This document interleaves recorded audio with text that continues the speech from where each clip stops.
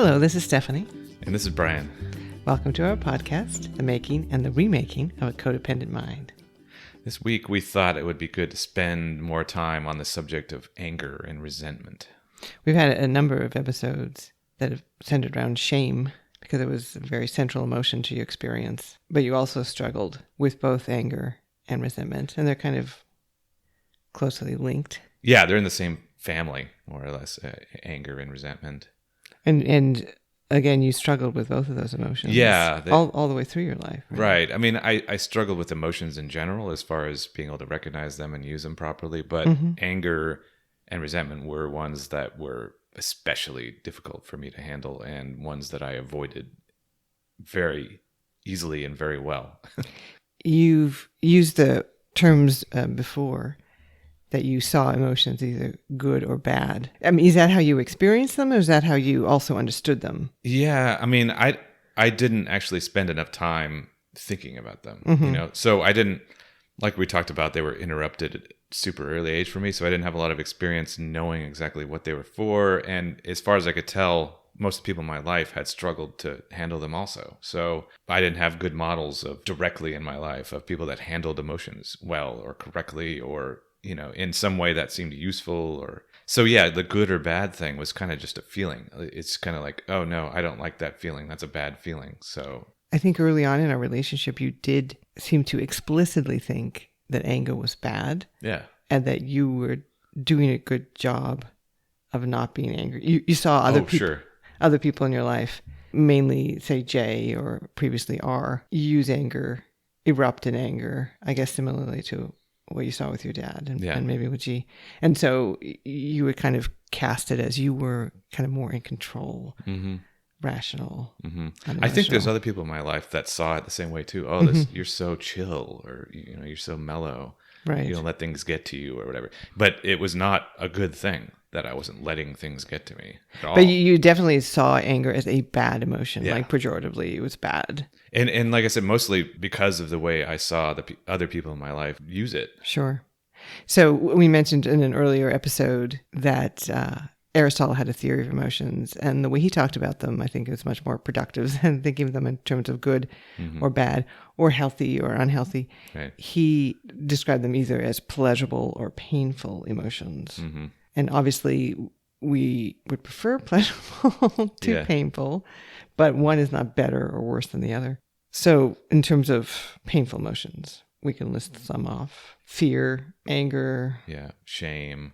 Sadness, regrets, embarrassment, anxiety. I mean, there's a lot of confusion. Like kind of ones that are more almost like on the color wheel, ones that are like prime emotions, and there's one more kind of secondary ones. But sure, and ones that are just somewhat painful, and ones that are really painful. Yeah, right. And degrees within anger them. And shame being closer to the top of the list of extremely painful ones, I think.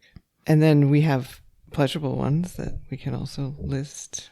Desire and love and joy, excitement, curiosity, delight.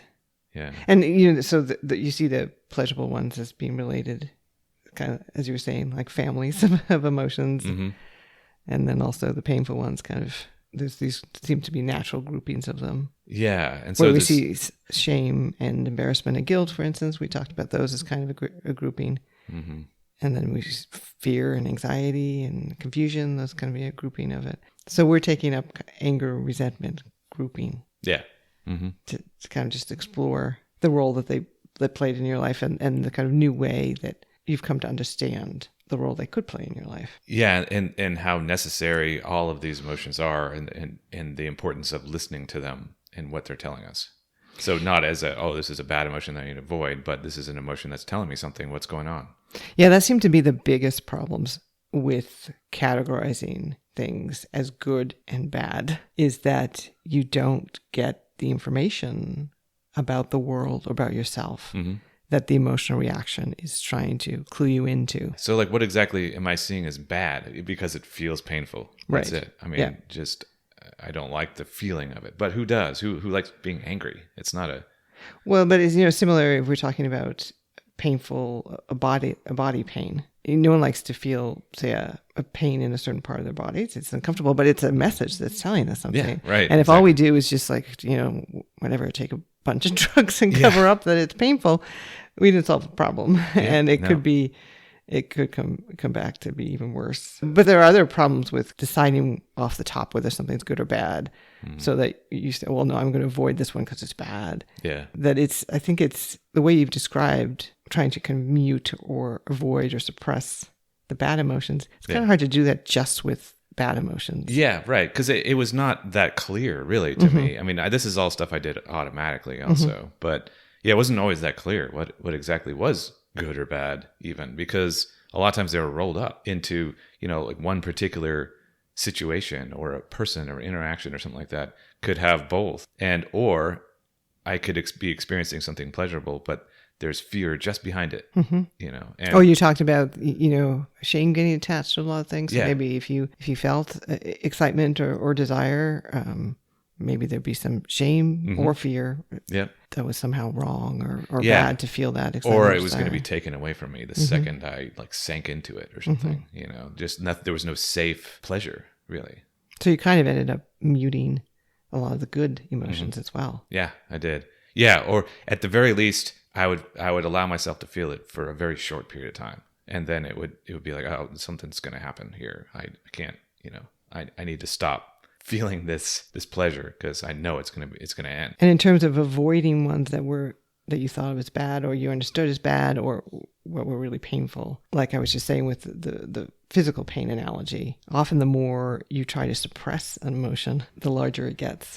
Right. That's very true. Yeah. I mean, and the more complex, I kind of likened it to this image of this giant ball of emotions where I'm just kind of, since none of it's clear and none of it's separate, it's one of the earliest things I had to learn how to do was separate my emotions. Oh, I'm feeling this now. I'm feeling this now. But the ball is just kind of, I'm sticking things into this ball of emotions and nothing's resolved. Nothing's clear. And then the ball just kind of gets bigger and bigger and bigger. And then I have to release pressure. And some of the pressure, the ways of releasing pressure, the ways we talked about before, like the shame venting and things like that. Or the self-destructive behavior. Yeah. Using alcohol or something. Just to try to manage. Yeah, what can I do to just kind of feel temporarily better when it reaches a breaking point almost? There's apparently a Buddhist parable where the Buddha talks about the second arrow. That we get hit by an arrow and it's painful, but actually it's the second arrow that's even more painful. And the first arrow is the one that we can't really control, Okay, yeah, right, sure. Things happen that cause us suffering. But the second arrow is how we react to that. Okay. And then often we injure ourselves and keep re-injuring ourselves by the way that we handle painful events. In some ways, that's what was happening with you. By trying to avoid these emotions, you actually caused yourself more suffering over the long term. Yeah, not just because I'm carrying it, but also because I'm ignoring the signals that are telling me things like, oh, this person's not good. You should not be associating with this person. You need to get out. So why did you struggle with anger? I mean, I know we talked about this in pieces throughout the podcast, but let's bring it together in terms of what about your childhood and the relationships in that caused you to kind of struggle with anger your whole life? I think it was extremely unsafe emotion for me right from the start. So unsafe being like there was the way that it was directed at me by like my dad and G, the way they handled it was so extreme, and it kind of made me feel responsible to appease or just try to diffuse, basically manage their anger for them because they couldn't handle it. So anger became very linked to violence. Yeah. And the threat of violence. Right. So rather than being someone's displaying anger because something bad happened and then I'm just trying to evaluate how I can get involved or not be involved in this, just like what a normal reaction to anger should be. It's like, oh my God, wow, this person's like exploding or this person's hitting me or something. Like, what am I supposed to do here? I need to stop this. Right. But it was not safe for me to be angry back. So, because that would just make it worse. That's what I learned through my experience was that that was not available to me to be angry back. So once they got angry, then game was over. You needed to go into fawn or freeze and then that just became habitual. Basically, that became my reaction to anger. So anytime I saw anger in anyone directed at me or just witnessing it, I would get triggered and I would just go right straight for those same responses. And anytime it kind of came up in yourself as well, you would suppress it. Because it's almost like I innately assume two things, probably. One being that it was unsafe for me to get angry because that's what I already learned. But also, what happens when people get angry? I don't want to hit people. I don't want to so they're out of control. Yell at people. They're out of control. Yeah.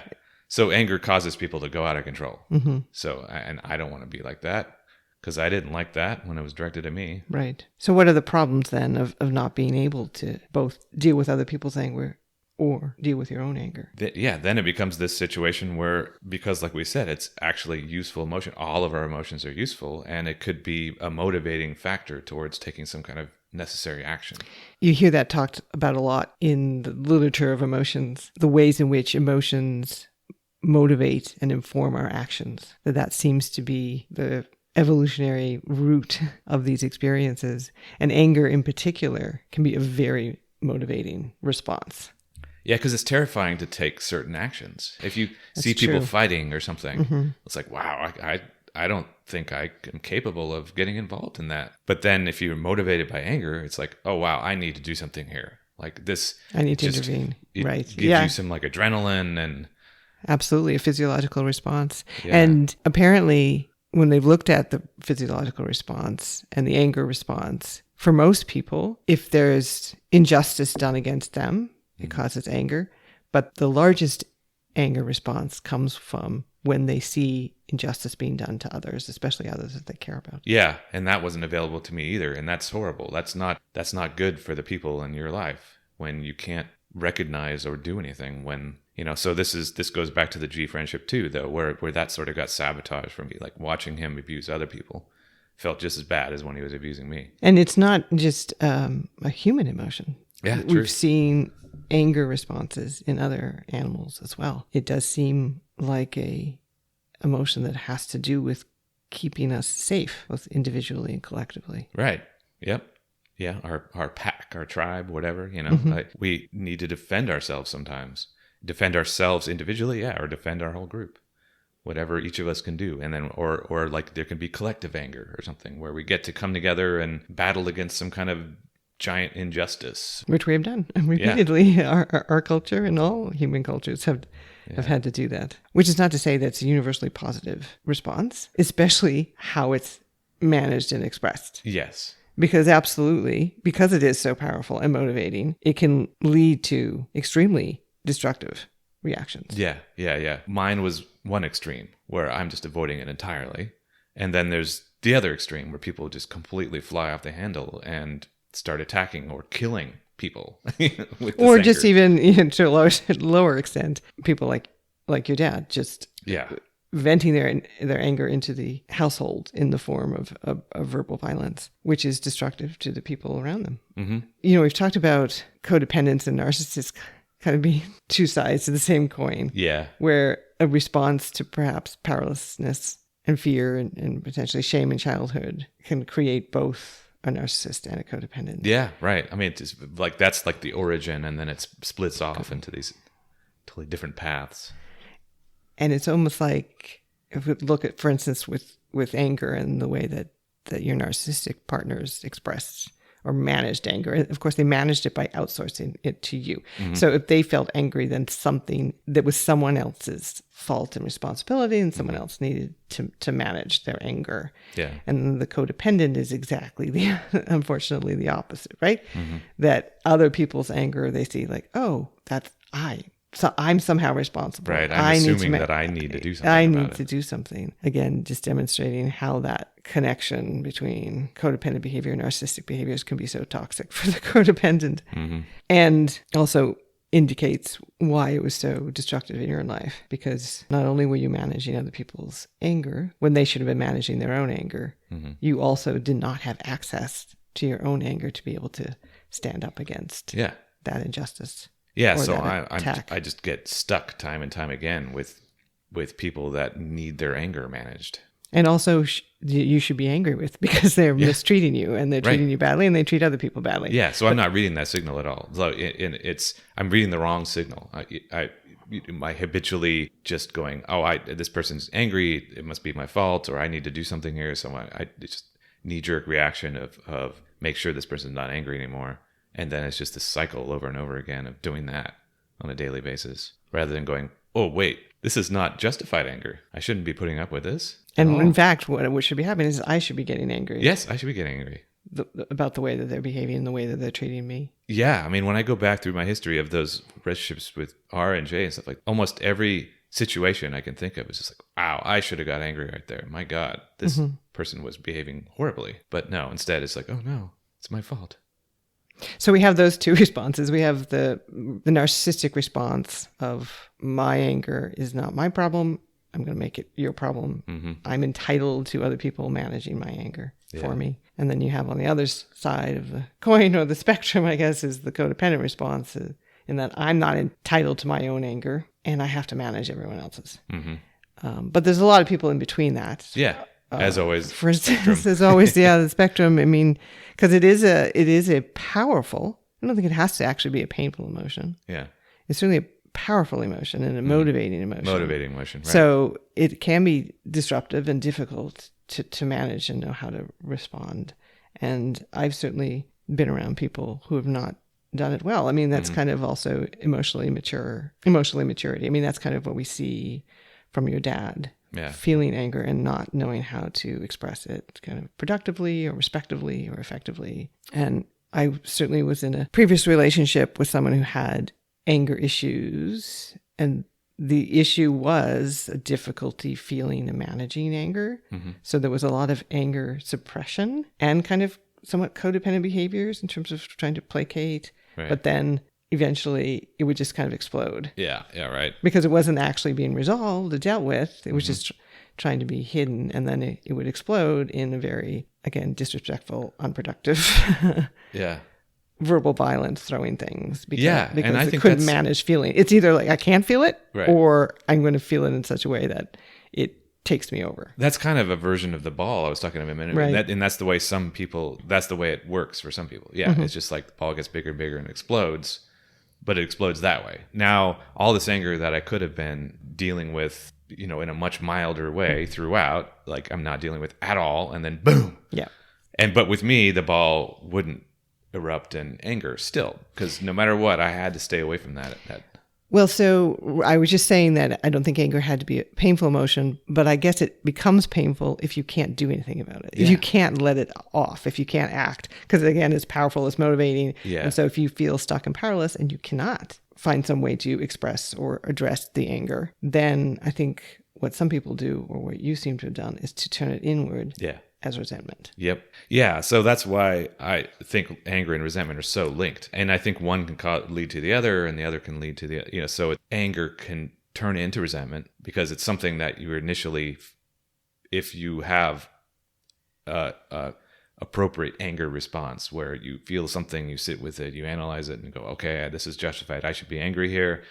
But if you're not doing that, it just goes inside. Yeah, because it's not going to just resolve itself and go away. So yeah, I'm turning it inside now. And we've been playing with this idea of resentment being the anger of the powerlessness. Right. Which is kind of the experience you were just describing. Feeling anger, but not feeling any way to resolve it or address it with the person that was causing the anger or the situation that was causing the anger because you felt stuck or powerless in those situations. Yeah, which is pretty much every situation where I get angry. So you would turn it inward and into resentment. So what would be one example, say, of a situation where you would anticipate and perhaps you had an initial anger response, but you felt you couldn't do anything, so it just became this long simmering resentment? Well, I mean, really when I think about it, this was a very quick process that happened in my head, this turning anger into resentment.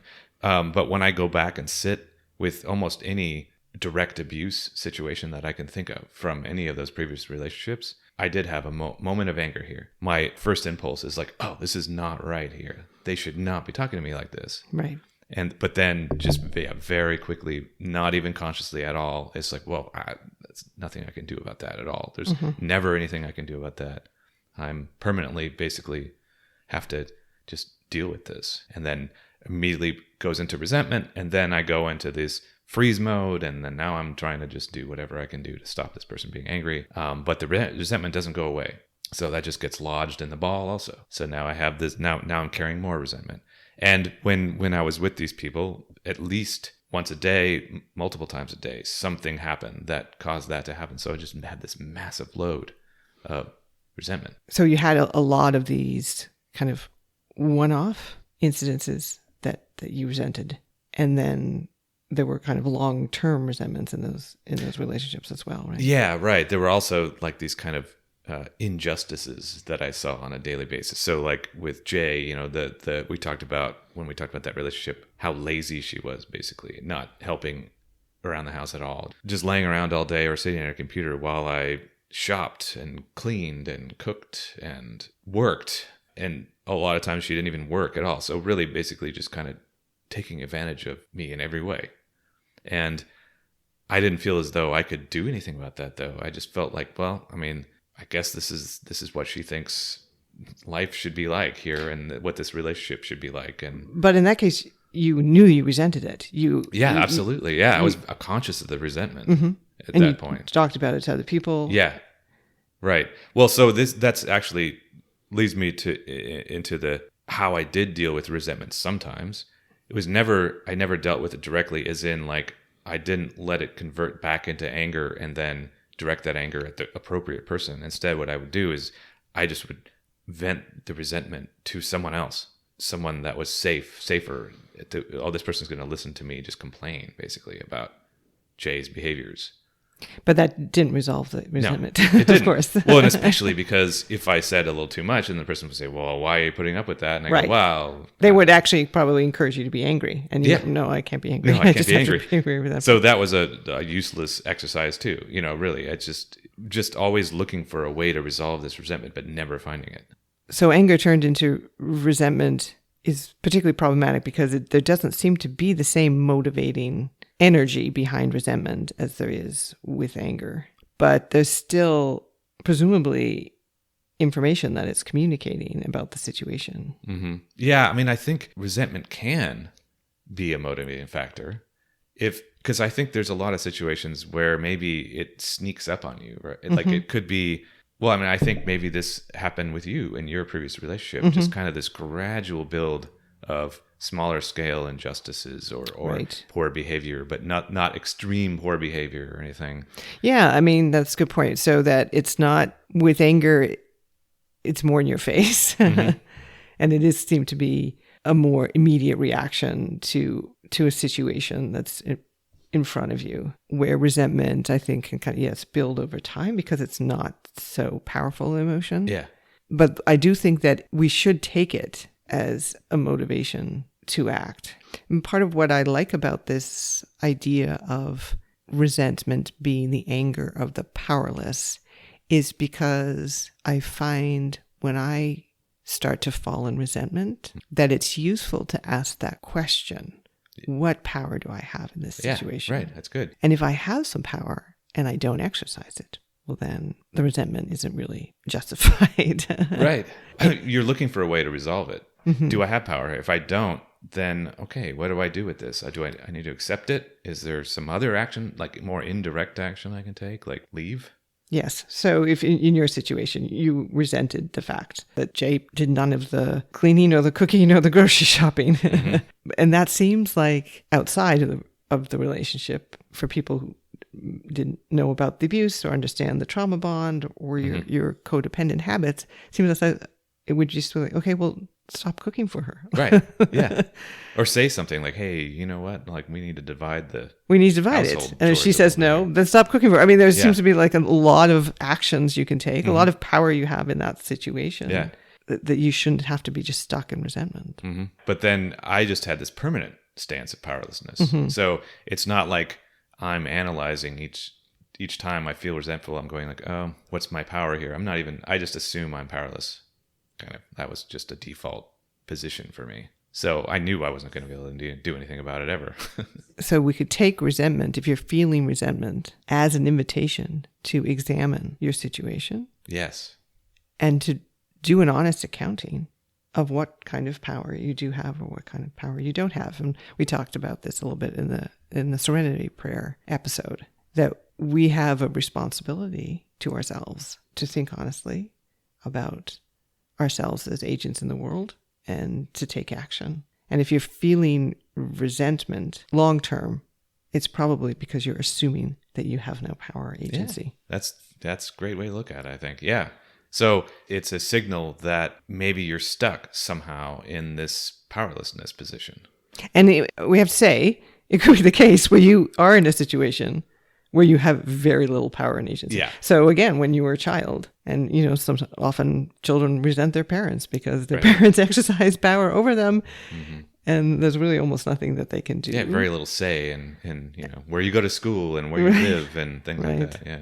And even as adults, there's many of us who are absolutely legitimately circumscribed by our circumstances. But we still want to avoid that second arrow of suffering, even if the circumstances that we are existing in cause us pain. Resentment is just going to add to that pain. Resentment without action.